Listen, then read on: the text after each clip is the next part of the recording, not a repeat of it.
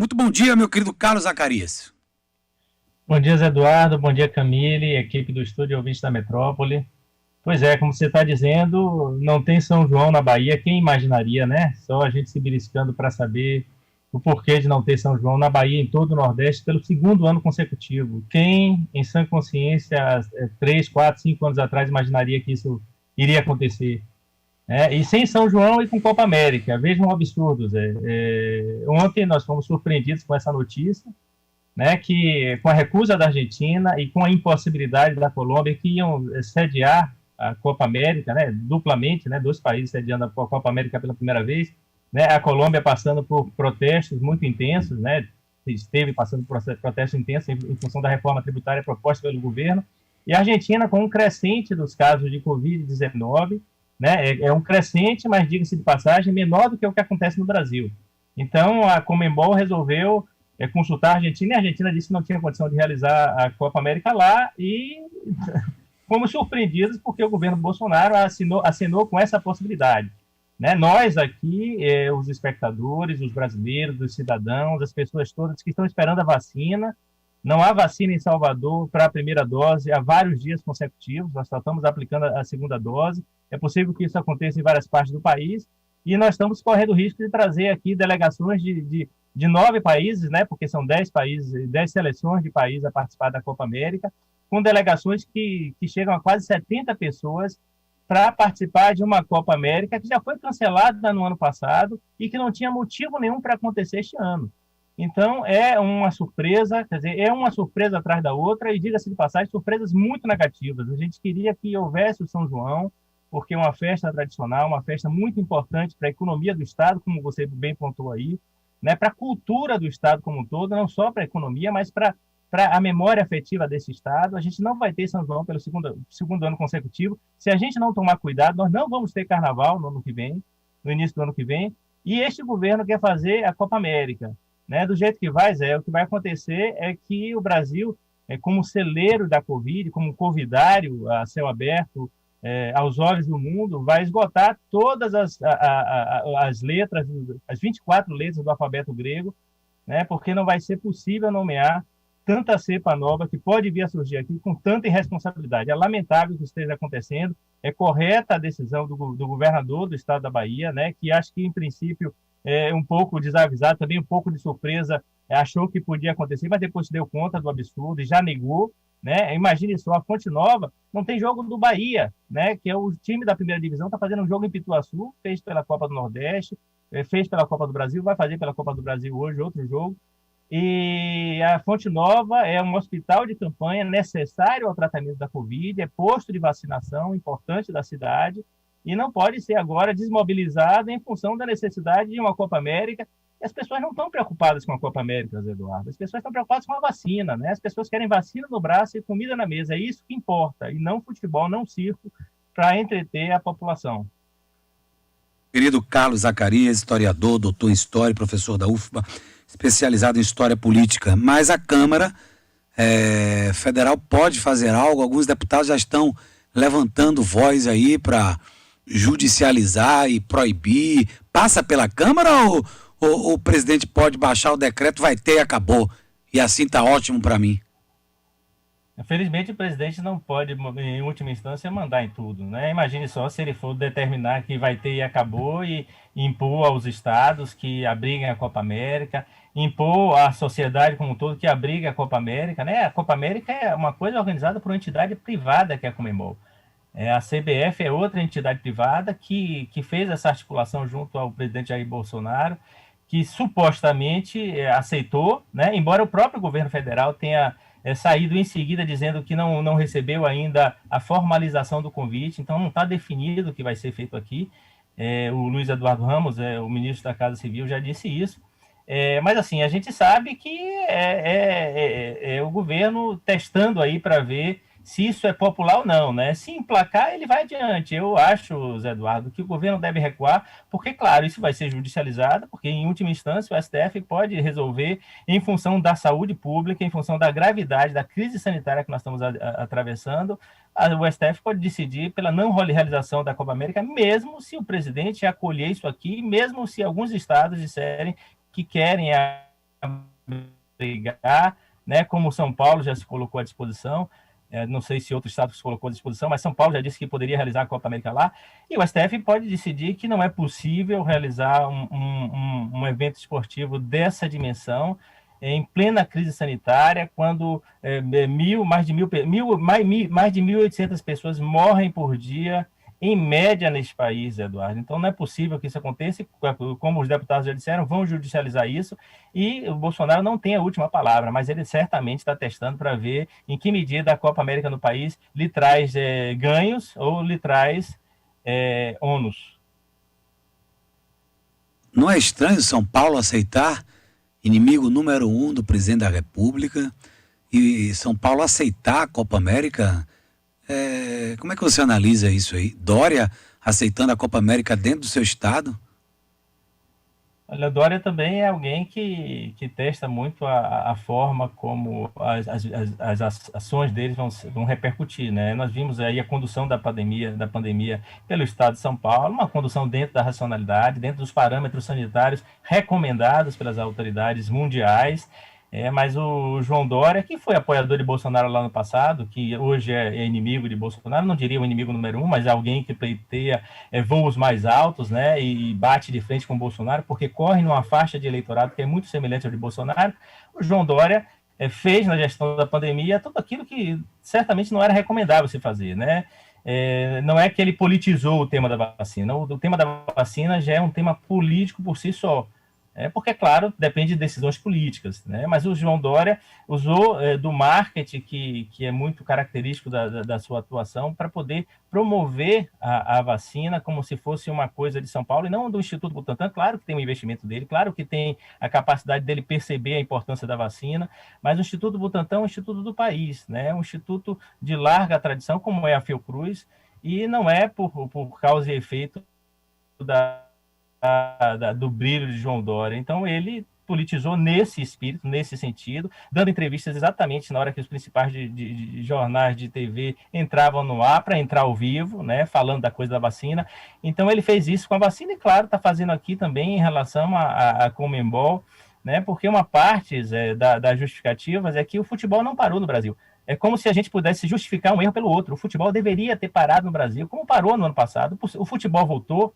E no ano passado, a gente lembra que pouco depois que Pazuello assumiu, já se falava na volta da torcida aos estádios, que era uma tremenda irresponsabilidade, né? Foi preciso muita grita contrária a isso e a torcida foi mantida fora do estádio, mas o futebol tinha que ter parado, Zé Eduardo. Não é possível que a gente continue fazendo de conta que nós não estamos vendo brasileiros morrer todos os dias, que nós não estamos chegando a 500 mil mortos nos próximos dias, né? Certamente até o final do mês de junho nós vamos ter 500 mil mortos. Né? Não é possível que a gente prossiga sem as vacinas chegando, que é a única chance de imunização do país, e a gente vai ver, né, um governador como João Dória, um presidente da República como Bolsonaro, bancar o governante como em Roma, que oferecia o circo e o pão para a população, para poder desviar as atenções, para poder divertir ao mesmo tempo que governava contra todos os interesses dos seus cidadãos, né? Então eu acho que João Dória foi nesse espírito aí, não sei se vai manter essa posição hoje, né? Certamente vai avaliar também à luz do que os demais governadores disseram e possivelmente vai retirar essa proposta de que São Paulo venha brigar. Mas repito aqui, não é possível justificar o erro de a realização da Copa América por um erro que já está existindo, que é a realização de campeonatos por todo o país. Todos os campeonatos tinham que ser paralisados, tinham que ser suspensos, porque mais importante do que o futebol, e olha que quem está falando aqui é quem gosta de futebol, eu sou torcedor do Bahia, né? Todos os campeonatos tinham que ser paralisados, mais importante do que o futebol, do que a nossa alegria, a gente vê os brasileiros deixando de morrer, ver a vacinação chegar, a gente poder sair sem máscara, a gente poder se abraçar, a gente poder fazer o São João, a gente poder fazer o Natal, o Réveillon, o Carnaval, tudo aquilo que a gente gosta de fazer e que não está podendo fazer, nem encontrar com a família em função dessa pandemia. Agora vem a disputa de torcida, quem tem mais público, quem aglomera mais nas capitais do Brasil, né? E aí Bolsonaro me larga uma resposta, no mínimo, desrespeitosa, indigna, numa sacanagem, enfim, o assunto é meio que constrangedor, né? Ainda bem que a Polícia Federal e a Polícia Rodoviária Federal fizeram uma apreensão grande de maconha. Por isso que estava vazia a passeata. Até quando vai ser medida essa disputa aí pelos dois polos, Lula e Bozo, ou Bolsonaro? Zé Eduardo, eu não vejo dessa forma os dois polos como você está trazendo aqui, né? Às vezes a gente, claro, vê tanta bandeira vermelha, tanta gente vestida de vermelho na rua, pode achar que estão ali só as organizações de esquerda, é verdade, que quem puxou os atos foram os movimentos sociais, foram os sindicatos, foram os partidos e organizações de esquerda, mas veja bem, né? O vice-presidente do PT Nacional recomendou que o ato não fosse realizado, né? O presidente do PT na Bahia também, Éder Valadares, disse que era melhor que se fizesse atos virtuais, mas claro, a militância do PT foi às ruas, assim, há um processo de indignação profundo nesse país, né? Eu não vejo essa passeata do sábado como uma passeata do PT, né, do lulismo, dos lulistas, né? Tava lá eleitores, certamente eleitores de Ciro Gomes, eleitores que votaram na última eleição em Henrique Meirelles, né? Quem sabe até em Amoedo, né? Gente que está disposta a votar em qualquer outro candidato, mas assim, quem estava no sábado estava cumprindo todos os protocolos recomendados. A diferença das manifestações do sábado para as manifestações convocadas pelos setores bolsonaristas, né, e plenamente respaldadas por Bolsonaro, é que as dos bolsonaristas, elas reivindicam a cloroquina, né, são contra o distanciamento social, são contra as medidas sanitárias, defendem a intervenção militar, né, com o Bolsonaro, ou seja, defendem um golpe, defendem o fechamento do STF, defendem o fechamento do Congresso, né. É claro, eu imagino também que há pessoas que não acham que é dessa forma, mas assim, o grosso daquilo que a gente viu nas manifestações movidas pelos bolsonaristas e que Bolsonaro tem apoiado, tem essas características das pessoas sem máscaras, né? Quem não lembra daquelas passeatas em que pessoas disseram assim, não queremos a vacina, nós temos a cloroquina, né? Isso caracterizou, marcou o Brasil nesse ano todo, né? E claro, a oposição sem suportar mais, não só a oposição a Bolsonaro, mas as pessoas, os cidadãos, as pessoas que querem a vacina, sem suportar mais esse estado de coisas, entendendo inclusive que o governo é mais letal do que o vírus, foram às ruas no sábado, mais do que eu vi, né, foram com todo o cuidado, foram defendendo que não se aglomerasse, que as pessoas todas usassem máscaras, e de preferência a máscara PFF4, né, recomendando que as pessoas levassem álcool gel, que mantivessem a distância. Obviamente que em passeatas do tamanho, em manifestações do tamanho que a gente viu no sábado, é muito difícil manter o distanciamento, porque, claro, as pessoas estão na rua, muita gente que não se vê ali há um ano, né, se reencontra e fica junto, né, ombro a ombro, às vezes nem sem poder se abraçar, mas estão ali ombro a ombro, terminam aglomerando, não é a coisa recomendável, mas, Eduardo, as ruas não podiam ser monopólio do bolsonarismo, né? O Bolsonaro usou desse subterfúgio esse ano todo para fazer de conta que ele corre numa avenida sem oposição, né? Como se a oposição tivesse recolhida com medo em casa. A oposição não estava recolhida com medo em casa, pelo que a gente viu agora, né? A oposição estava sendo responsável em função daquilo que é recomendado pelas autoridades sanitárias, que não é que as pessoas vão às ruas, mas diante do quadro que a gente não vê saída, sem luz no fim do túnel, o que eu percebo aqui, quem foi às ruas no sábado, né? E não foram todas as pessoas que estão indignadas, né? Muita gente deixou de ir porque tem comorbidade, porque foi inclusive recomendado que não fosse, né? Porque está com medo, né? Porque não se sentiu seguro, mas os que foram às ruas foram porque se sentiram insuportavelmente incomodados com este governo que não dá um horizonte para a gente de saída dessa crise. Então, enfrentando todos os riscos, né, e tomando os cuidados que foram recomendados, as pessoas foram às ruas gritar contra Bolsonaro, gritar pelo impeachment, defender que a CPI faça o seu trabalho, né, que a CPI funcione e que dê os resultados, né, que a gente deseja, que é saber efetivamente quem é o culpado pelo Brasil não ter vacina,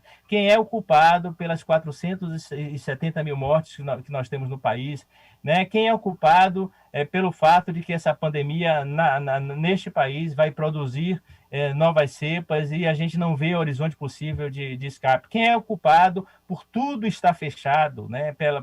Pelo fato de que a economia está parada e que as pessoas precisam se manter em casas porque os hospitais estão lotados, porque gente morreu sufocada por falta de oxigênio. Quem é o culpado pela falta de oxigênio em Manaus?